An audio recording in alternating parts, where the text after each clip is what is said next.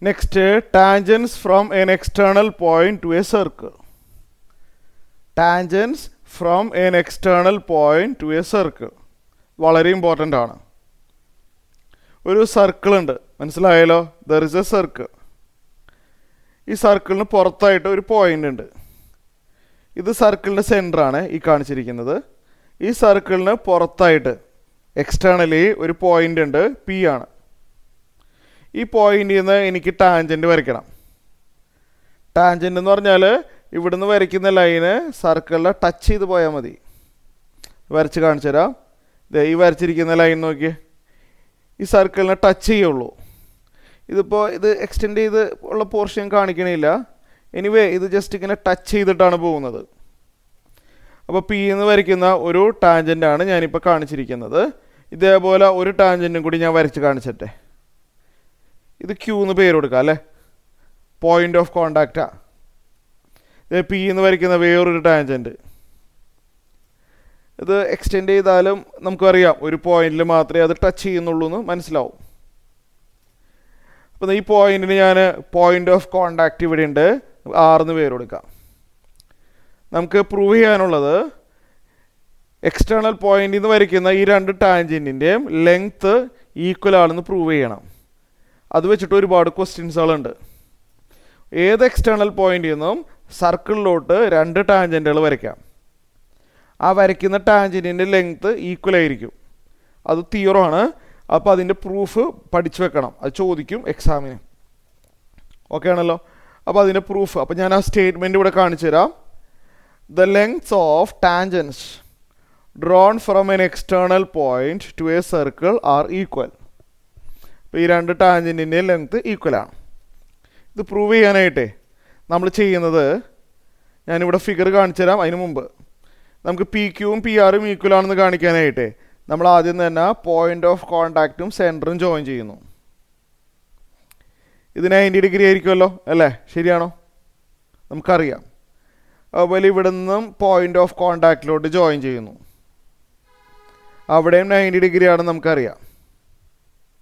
നമ്മളത് വരയ്ക്കണം. എന്നിട്ട് നമ്മൾ സെൻറ്ററിന് ഓ എന്നങ്ങാനും പേരും കൊടുത്തു. എന്നിട്ട് ആ എക്സ്റ്റേണൽ പോയിൻറ്റും സെൻറ്ററും തമ്മിൽ ജോയിൻ ചെയ്യുന്നു. ഒ പി കിട്ടിയപ്പോൾ നമ്മൾ എന്നിട്ട് എന്ത് ചെയ്യുമെന്ന് അറിയാമോ? ഈ കാണുന്ന രണ്ട് റൈറ്റ് ആംഗിൾ ട്രയാങ്കിൾസ് ഇല്ലേ, ഈ കാണുന്ന രണ്ട് റൈറ്റ് ആംഗിൾ ട്രയാങ്കിളും കോൺഗ്രുവൻ്റ് ആണ്, സെയിം ആണെന്ന് പ്രൂവ് ചെയ്യും. സെയിം സൈഡ് ആണെന്ന് പ്രൂവ് ചെയ്യും. മുകളിലും താഴെയും വരുന്ന ട്രയാങ്കിൾസ് കോൺഗ്രുവൻ്റ് ആണെങ്കിൽ കറസ്പോണ്ടിങ് ലെങ്ത്തും സെയിം ആയിരിക്കണം. അങ്ങനെ P Q equal to P R എന്ന് പ്രൂവ് ചെയ്യും. അപ്പോൾ ഞാൻ ഈ ഡയഗ്രാം ഇവിടെ വരച്ചിട്ട് എക്സ്പ്ലെയിൻ ചെയ്തു തരാം. ഓക്കെ, ഇപ്പോൾ ഞാൻ പറഞ്ഞ പോലെ തന്നെ പോയിൻ്റ് ഓഫ് കോണ്ടാക്റ്റിലോട്ട് ജോയിൻ ചെയ്തു. ഇത് രണ്ട് 90 ഡിഗ്രി ആണെന്ന് നമുക്കറിയാം. നമ്മളത് സ്റ്റാർട്ടിങ്ങിൽ തന്നെ പഠിച്ചതാണ്. ഒയും പിയും തമ്മിൽ ജോയിൻ ചെയ്തു. നമുക്ക് വേണ്ടത് പി ക്യൂവും പി ആറും ഈക്വൽ ആണെന്ന് പ്രൂവ് ചെയ്യണം അല്ലേ? അപ്പോൾ ഇതിൻ്റെ പ്രൂഫ് ഞാനിത് ഇവിടെ എഴുതാം. ഇത് ഇമ്പോർട്ടൻ്റ് ആണ്, ഇതിൻ്റെ പ്രൂഫ് അറിഞ്ഞിരിക്കണം. പ്രൂഫ് ആദ്യം തന്നെ രണ്ട് റൈറ്റ് ആംഗിൾ ട്രയാങ്കിളുകൾ ഉണ്ട് അല്ലേ? ശരിയല്ലേ? അറിയാമല്ലോ, മുകളിലും താഴെയുള്ള രണ്ട് റൈറ്റ് ആംഗിൾ ട്രയാങ്കിൾസ്. അതിൽ ഇത് 90 ഡിഗ്രി ആണല്ലോ, അതുപോലെ ഇത് 90 ആണല്ലോ. അപ്പോൾ അതിവിടെ എഴുതാം. Angle Q equal to angle R equal to 90 degree. അതിൻ്റെ പ്രൂഫ് അവിടെ കാണിക്കുക. ഞാനിവിടെ തിയറം എന്ന് എഴുതുന്നുള്ളൂ. നമ്മൾ ആദ്യം പഠിച്ച തിയറം സ്റ്റേറ്റ്മെൻറ്റ് വേണമെങ്കിൽ അവിടെ എഴുതാം. എങ്ങനെ? The tangent is perpendicular to the radius joining the point of contact. That will be 90 degree. The tangent and the radius through the point of contact are perpendicular. Okay, അതാണ് ഉദ്ദേശിച്ചത്. അപ്പോൾ angle ക്യൂവും angle ആറും 90 degree.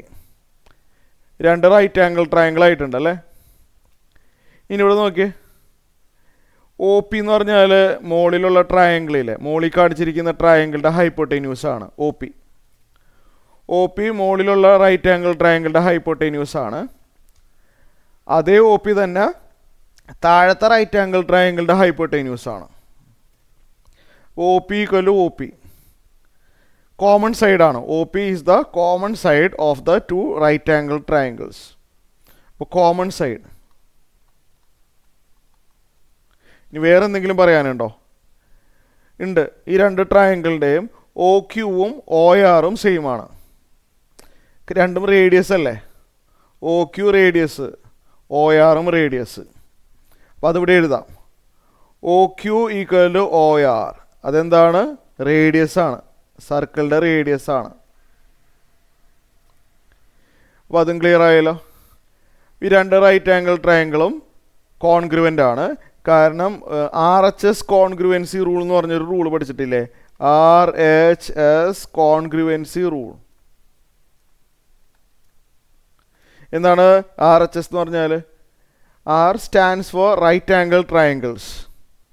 RHS എന്ന് പറഞ്ഞാൽ in two right angle triangles, if hypotenuse and one side are equal, they are congruent.